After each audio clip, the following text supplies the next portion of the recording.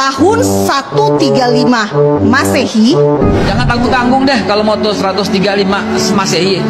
Gimana kalau 1978 sebelum Masehi?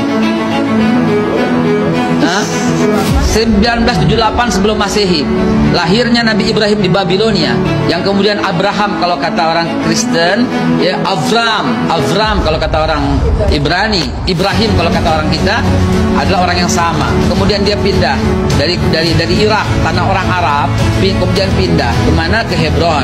Lalu kemudian dia bertemu dengan Sarah, dan kemudian bertemu dengan Hajar. Dari Hajar kemudian akhirlah Ismail, dari Sarah kemudian lahirlah Ishak. Apa agama Nabi Ishak? Apa agama Nabi Ismail? Apa agama Nabi Ibrahim? Apa yang ditinggalkan? Kelihatan yang ditinggalkan oleh Ibrahim adalah Masjidil Aqsa untuk Nabi Ishak, dan Masjidil Haram untuk Nabi Ismail. Sampai di sini sudah jelas. Kemana Kristen? Belum ada, Mbak. 325 Masehi ntar, Pak, dengan Konstantinus nanti di Konsili Nisea. Yahudi udah ada? Belum ada, Mbak. 930 when King Solomon died, divided kingdom of Israel.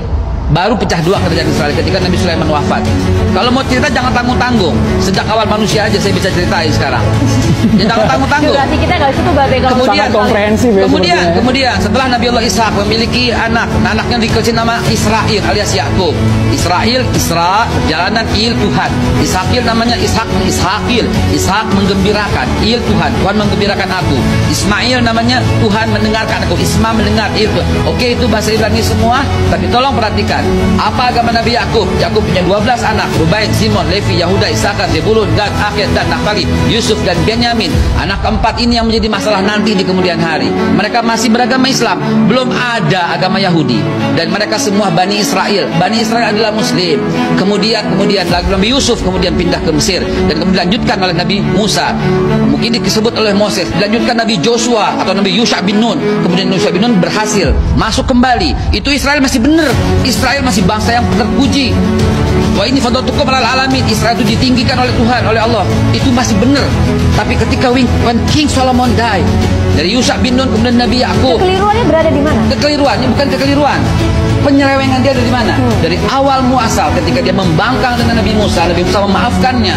Kemudian sampai Nabi Yusha bin Nun berhasil membawa kembali ke tanah Palestina, ke tanah yang disucikan, tanah yang dijanjikan. Kemudian ketika Nabi Sulaiman wafat, baru divided kingdom of Israel. Baru pecah dua. Satu Yudea, kemudian satu yang Israel. Israel masih Islam. Kenapa masih Islam? Karena sampai Nabi Isa alaihissalam masih memegang agama Islam, sedangkan Yudea membunuh para nabi.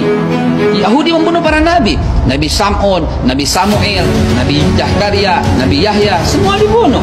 Bahkan Yahudilah yang menuduh Bunda Suci Maria berzina dan kemudian memiliki anak haram. Dari Yesus. situ ya posisinya. Lihatlah bangsa ini dari awal mula emang tukang membangkang.